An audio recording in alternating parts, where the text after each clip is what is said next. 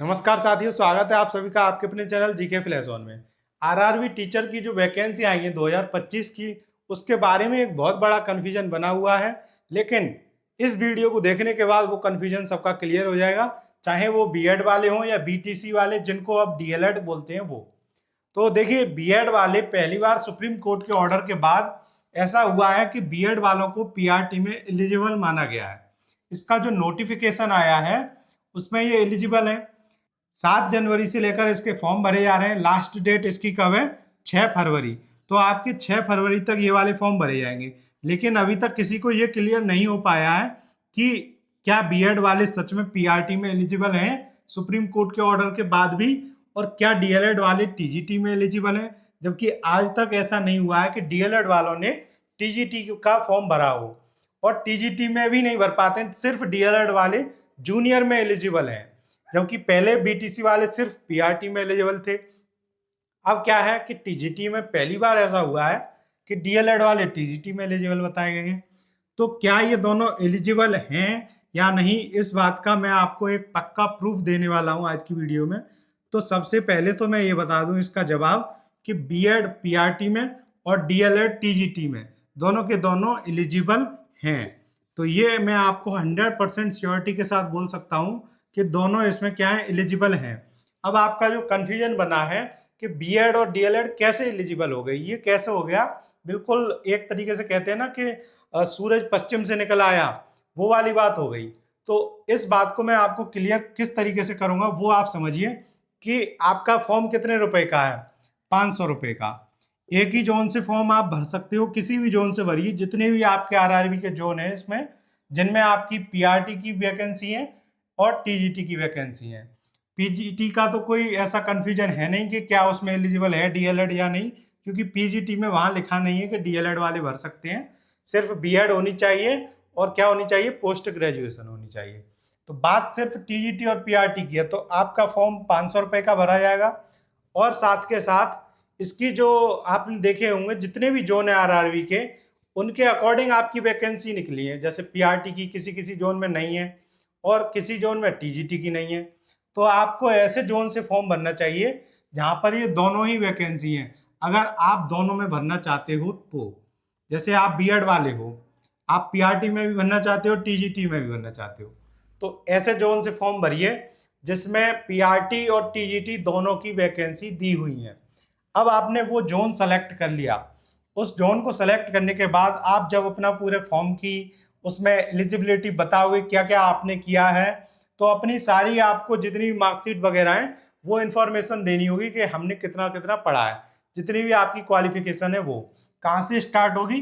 10th से। सबसे पहले आप 10th की अपनी अपनी बताओगे कि हम क्या पढ़े हुए हैं, 10th में कौन से सब्जेक्ट थे हम पर, और इसकी कितनी परसेंटेज थी वो। उसके बाद 12th की क्वालिफिकेशन बताओगे, उसके बाद ग्रेजुएशन की क्वालिफिकेशन बताओगे। और जब ये सारी क्वालिफिकेशन आप बता दोगे, इसके बाद आपसे पूछा जाएगा कि आपने बीएड किया है या डीएलएड किया है। तो ये तीनों क्वालिफिकेशन बताने के बाद, चाहे आपने बीएड की हो चाहे आपने डीएलएड की हो, आपको उसकी क्वालिफिकेशन भर देनी है।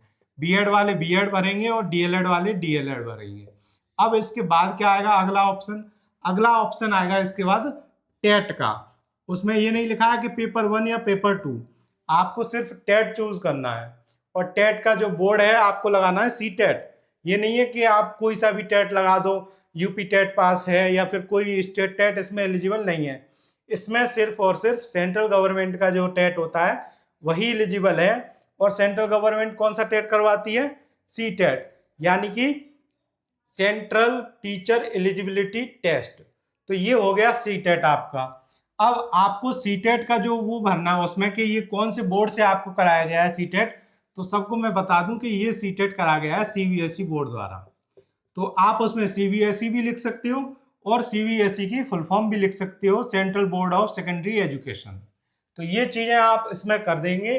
इसके बाद जब आप लास्ट में उसमें उसकी पोस्ट आएंगी, उनका सिलेक्शन करना है आपको कि कौन सी पोस्ट पहले पे रखनी है, कौन सी दूसरे पे। तो वहां पर आपको पीआरटी की भी पोस्ट शो होंगी और टीजीटी की भी पोस्ट शो होंगी। इसके अलावा जितनी भी आपकी नॉन टीचिंग वैकेंसी है वो भी वहीं पर शो हो जाएंगी आपको। अब आपका जो जो पोस्ट का मन हो उसको अपने प्रीफरेंस के अकॉर्डिंग, अपनी पसंद के अनुसार आप उसमें भर सकते हो कि पहले नंबर पे मुझे चाहिए पीआरटी, तो पहले नंबर पे आप पीआरटी भर दो। दूसरे नंबर पे आप बोलोगे मुझे टीजीटी नहीं और कोई सब्जेक्ट चाहिए जो कि टीचिंग में ही नहीं है, तो नॉन टीचिंग भी आप सेलेक्ट कर सकते हो, नॉन टीचिंग। इसके बाद आपको टीजीटी में देखिए 2-3 तरीके के इसमें सब्जेक्ट दिए हुए थे, मैंने आपको अलग अलग जोन वाइज जो वैकेंसी बताई थी उसके अकॉर्डिंग। जैसे कि साइंस दिया हुआ है, अलग से लिखा हुआ साइंस। अब बताइए साइंस का कौन सा टीजीटी में सब्जेक्ट होता है? एक साइंस तो होती नहीं है, फिजिक्स, केमिस्ट्री, बायोलॉजी और बहुत सारी साइंस होती हैं। तो साइंस का दिया है तो आप अपने पसंद से साइंस सेलेक्ट कर लीजिए यहाँ पर। फिर इसके बाद जैसे कि पीसीएम दिया हुआ है, आप बताइए पीसीएम कौन सा टीजीटी में होता है, तो आप पीसीएम सेलेक्ट कर लीजिए। इसके बाद जैसे मान लीजिए आपको फिजिक्स पसंद है, तो आपको फिजिक्स से अलग दिया हुआ है अगर सब्जेक्ट, तो आप फिजिक्स सेलेक्ट कर लीजिए। आपको मैथ अलग से सब्जेक्ट दिया हुआ है, आप मैथ सेलेक्ट कर लीजिए अपने सब्जेक्ट के अकॉर्डिंग। ऐसा नहीं है कि आपने ग्रेजुएशन की है बीए से और उसमें आपके पास हिंदी या इंग्लिश सब्जेक्ट है और आप भर रहे हो मैथ वाला, ऐसा मत करना। जिसमें आप एलिजिबल हो, जिसके लिए आपके पास क्वालिफिकेशन है, सिर्फ वही आपको पोस्ट लेनी है। ये नहीं है कि इसमें जितनी भी आ गई आप उतनी भरते चले जा रहे हो, तो आपको ऐसा नहीं करना है। जिसमें आप एलिजिबल हो, आपके पास वो सारी क्वालिफिकेशन है जो जो यहाँ पर पोस्ट दी हुई है, सिर्फ उन्हीं को सिलेक्ट करना है आपको, उनके अलावा आपको कोई और पोस्ट नहीं लेनी है। तो जितनी आपको पोस्ट जिसमें आप एलिजिबल हो वो ले लीजिए। अब बात आएगी लास्ट में फीस की, तो फीस आपकी 500 रुपये ही लगेगी, चाहे आप इतनी सारी पोस्ट इनको सेलेक्ट कर लें। तो यहाँ से क्या कन्फ्यूजन क्लियर होता है कि चाहे बीएड पीआरटी में एलिजिबल हो, चाहे डीएलएड टीजीटी में एलिजिबल हो या ना हो, आपको कोई भी नुकसान नहीं है इसकी पोस्ट सेलेक्ट करने में। जब बीएड बाहर हो जाएगी तो हो जाए बाहर पीआरटी से, डीएलएड बाहर हो जाएगी टीजीटी से तो हो जाए बाहर। आप पे क्या है, आपकी फीस तो सिर्फ एक की ही जा रही है। लेकिन ये बच्चों की भावनाओं से खिलवाड़ है, सीधे सीधे सरकार की तरफ से एक बहुत बड़ी लापरवाही बोलेंगे कि जो इसका एक उन्होंने क्लियरिफिकेशन नहीं दिया है कि क्या बीएड पीआरटी में है या नहीं। लेकिन एक सहूलियत ये भी है कि सारी पोस्ट आपको एक ही जगह मिल रही हैं, ऐसा नहीं है कि आपको अलग अलग उसके लिए फीस पे करनी हो। लेकिन आप ये भी ध्यान रखिए आप सिर्फ एक ही जोन से भर सकते हो, तो वो आप अपने अकॉर्डिंग जहाँ पास लगे आपको, या वैकेंसी जहाँ पर आपको कम या ज़्यादा से कोई मतलब नहीं है, जहाँ पर आपको ये लगे कि इतनी वैकेंसी में हम फाइट कर सकते हैं, उस जोन से आपको अप्लाई करना चाहिए। तो ये बात रही कि बीएड पीआरटी में एलिजिबल है। डीएलएड टीजीटी में एलिजिबल है, हाँ है। तो ये सभी एलिजिबल हैं, आप एक ही बार में अपनी जो भी फॉर्म भरेंगे, जितनी भी पोस्ट हैं उनका जो सीक्वेंस वाइज है वो सेलेक्ट कर सकते हो आप। जब इनको आप ऐसे लगा लोगे, इसी के अकॉर्डिंग आपके एग्जाम तो अलग अलग होंगे, ऐसा तो है नहीं कि पीआरटी में ही आप टीजीटी का एग्जाम दे दो। जबकि जो पैटर्न है वो मैं आपको बता दूं एक बार।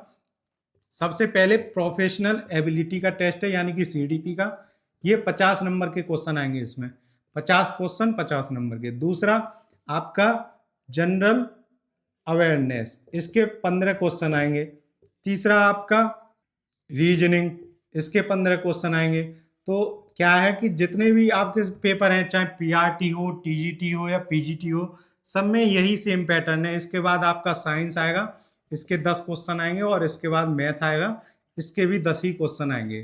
तो इस तरह से 10 10 20 और 15 35 और 15 50 और 50 100, ये आपके 100 नंबर का पेपर आएगा, जो कि आपको 90 मिनट में करना है। और एक तिहाई की नेगेटिव मार्किंग है, ये सब मैं आपको बता चुका हूँ पहले ही। लेकिन अभी मैं आपको बस ये बता रहा हूँ कि चाहे पीआरटी का आप एग्जाम दीजिए, चाहे टीजीटी का एग्जाम दीजिए, चाहे पीजीटी का एग्जाम दीजिए, सब में आपका यही पैटर्न रहने वाला है। ये जो 5 सब्जेक्ट बताए हैं यही, बस इनके अंदर का जो सिलेबस है वो चेंज है। तो जब सिलेबस ही चेंज है यानी कि आपका अलग अलग एग्जाम होगा। आप जितनी पोस्ट भरोगे उतने ही आपके एडमिट कार्ड आएंगे और उसी के अकॉर्डिंग आपको एग्जाम देने जाना होगा।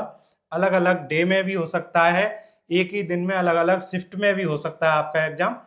तो आप काफ़ी आसानी से पीआरटी टीजीटी के सबके फॉर्म भर सकते हो, चाहे आपने बीएड की हो चाहे डीएलएड की हो। तो अब ये कोई कन्फ्यूजन नहीं रहा है कि डीएलएड वाले टीजीटी का भरें या ना भरें, भरना चाहिए। जब उसमें ऑप्शन आ रहा है तो आपको भरना ही चाहिए। बस इतना ध्यान रखना कि जिस सब्जेक्ट से आपने ग्रेजुएशन की है उसी से आप टीजीटी भरें। ये नहीं है कि आप एलिजिबल हो नहीं, आपने भर दिया इंग्लिश से, आपने करी है मैथ। तो ये सब चीज़ें आपको थोड़ी बहुत बेसिक ध्यान रखनी है, और आप सारे फॉर्म अप्लाई कीजिए, चाहे पीआरटी हो चाहे टीजीटी हो, क्योंकि फीस आपकी सेम ही है। ये नहीं है कि आपकी फीस फंसे आए बाद में कि इसमें पीआरटी में तो एलिजिबल नहीं था बीएड, फिर भी फॉर्म भरवा के फीस ले ली, अब फीस कहाँ से आए, तो ये कन्फ्यूजन नहीं है। तो ये सारे प्रूफ मैंने आपको बता दिए, जितनी भी ये सारी चीज़ें हैं ये सब प्रूफ है। तो ये आपको जब आप फॉर्म भरेंगे तब आपको पता पड़ जाएगा। और ये सारी क्वालिफिकेशन अगर आपने नहीं भरी, जैसे आपने टेट का फॉर्म नहीं भरा, इधर बीएड तक भर दिया, ग्रेजुएशन हाई स्कूल इंटर भर दिया, तो उसके अकॉर्डिंग आपको पोस्ट दिखेंगी। तो ये सारी की सारी पोस्ट आप लिख लीजिए, सबसे पहले हाई स्कूल, फिर इंटर, फिर ग्रेजुएशन की जो भी आपने की हो, चाहे बीए, बीएससी, बीसीए, बीकॉम कुछ भी किया हो, उसके बाद बीएड और डीएलएड में से कुछ भी किया हो उसकी इंफॉर्मेशन बननी है। टेट चाहे आपका कोई सा भी पास हो, मान लीजिए आपका पेपर 1 पास है तब आप उसकी इंफॉर्मेशन दे दीजिए, और पेपर 2 पास है तब उसकी, और किसी के दोनों ही पास हैं तो जिसमें उसका मन हो, जिसकी उसको ज़्यादा ज़रूरत हो कि उसको पीआरटी में जॉब करनी है या टीजीटी में जॉब करनी है। लेकिन आप इतना ध्यान रखिए कि अगर आप बीएड वाले हो तो पेपर 2 ही लगाओ, और डीएलएड वाले हो तो पेपर 1 ही लगाओ। वैसे अगर पीआरटी की बात की जाए तो उसमें पेपर 1 मांगते हैं, और टीईटी की बात की जाए तो उसमें पेपर 2 मांगते हैं, लेकिन यहाँ पर कोई ऑप्शन ही नहीं आ रहा है। और अगर आप टेट का नहीं भरोगे तो ये दोनों पोस्ट ही नहीं दिखाई देंगी आपको, इसलिए आपको ये टेट का तो भरना ही है। और टेट तो उसमें नाम आता है, जबकि भरना कौन सा है आपको, सी टेट वाला फॉर्म, मतलब सी टेट के रिजल्ट की जानकारी देनी है आपको। और वो उसका बोर्ड सीबीएसई भर देना, central board of secondary education, ये भी भर सकते हो आप उसकी फुल फॉर्म। बाकी जितनी भी सारी चीज़ें इंपॉर्टेंट है वो मैंने आपको बता दी है। जो प्रोफेशनल एबिलिटी का जो सिलेबस है, इसके अकॉर्डिंग आपकी इस प्लेलिस्ट में आरआरबी 2025 के नाम से क्लासें आ रही हैं लगातार। आपको क्या करना है कि यहाँ से डेली एक एक क्लास करते रहनी है और अपनी पढ़ाई करते रहनी है। जितनी भी बेसिक और इम्पोर्टेंट चीज़ें हैं अभी सबसे पहले वही मैं आपको करा रहा हूँ। तो आप ये लास्ट डेट देख सकते हो, इसी के अकॉर्डिंग आप जल्दी से फॉर्म भर लीजिए, क्योंकि 6 फरवरी आने में अब ज़्यादा दिन नहीं है। आज आपकी 31 जनवरी यानी कि जनवरी का लास्ट डे है, तो चाहें तो आप आज ही इस फॉर्म को भर दीजिए या 6 फरवरी से पहले। अब ये आपको कन्फ्यूजन मैंने क्लियर कर ही दिया, तो कम से कम इसका फ़ायदा उठाइए। वीडियो को ज़्यादा से ज़्यादा शेयर कीजिए और वीडियो को लाइक करिए। अगर आपको पसंद आई है तो इसको चैनल को सब्सक्राइब कर लीजिए, अगर आपने अभी तक नहीं किया है तो। मिलते हैं आपसे अगली वीडियो में, तब तक के लिए धन्यवाद।